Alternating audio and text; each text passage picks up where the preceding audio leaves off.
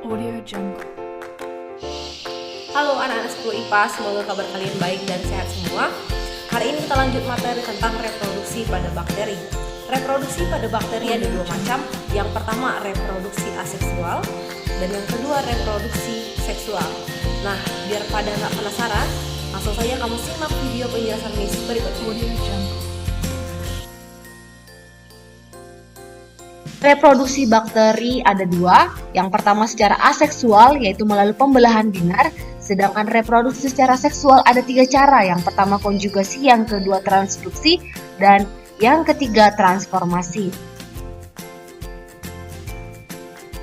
Nah, pembelahan binar. Reproduksi secara aseksual itu melalui pembelahan binar. Bi artinya dua, yaitu dari satu sel menjadi dua sel anakan, dari dua sel menjadi dua sel anakan yang baru lagi, atau dalam hal ini 4 sel. Dalam arti di mana gen yang dihasilkan dari sel anakan sama dengan induknya. Nah, pembelahan binar ini tanpa melibatkan individu lain. Untuk lebih mudah dalam memahaminya, boleh kamu simak video berikut ini.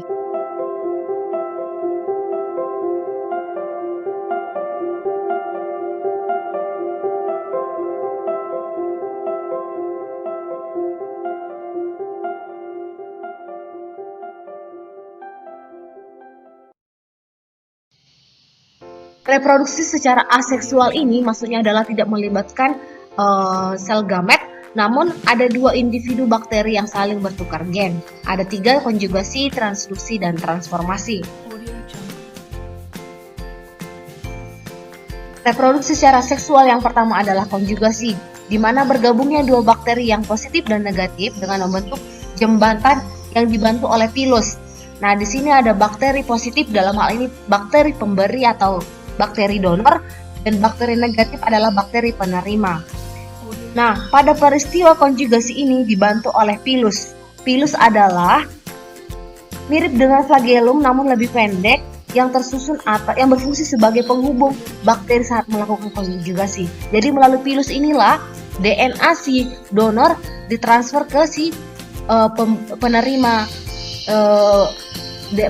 DNA atau si bakteri resepien. Nah, ketika melalui jembatan pilus ini bergabung sehingga terjadi pelekatan antara bakteri yang satu dengan bakteri yang penerima, maka terjadilah pertukaran DNA. Sehingga dengan bertukarnya DNA ini akan membentuk plasmid, Audio Jungle. sehingga terbentuklah bakteri yang baru. Seperti itu. Nah, yang kedua adalah transduksi, di mana peristiwa ini bakteri memperoleh DNA dari bakteriofag yang menginfeksinya. Ingat, kalau bakteriofag itu adalah virus yang menyerang bakteri.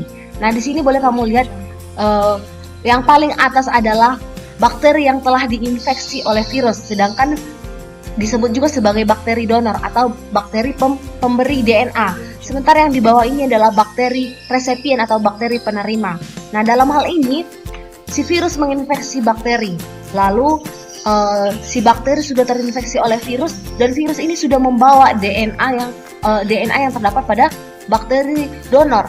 Dengan demikian, si bakteri donor dapat mentransfer DNA melalui virus menginfeksi bakteri resepien.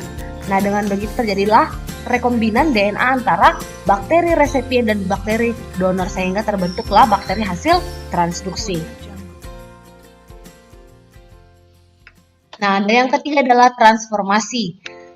Ini adalah peristiwa di mana bakteri memperoleh DNA dari lingkungan sekitar. Bagaimana pula itu artinya?